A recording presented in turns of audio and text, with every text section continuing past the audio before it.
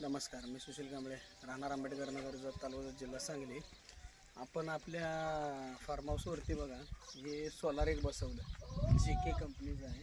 काय जरा लाईट वेळेवर असत्या नसत्या, त्याच्यानंतर मग शेताला पाणी व्यवस्थित मिळेना, पिकं जळा लागली.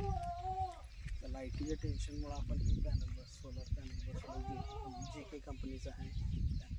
मका बघा आपली कसली आली, एक नंबर म्हणजे एक नंबर मका बसली आपली. जवळजवळ एक 1.5 एकराच्या वर लावले आपण मका टोटल ही. आता तुरं पण फुटायला चालू झाली. तर प्रत्येकानं जिथं जिथं लाईटीचं प्रॉब्लेम व्हायला लागले तिथं तर प्रत्येकाने सोलार बसवून घ्या. कारण लाईटीची अशी बोंब आहे की लाईट असते कमी आणि नसते जास्ती. ही सगळ्यात शेतीमधलं सगळ्यात मोठी अडचण किंवा समस्या म्हटलं तरी चालेल.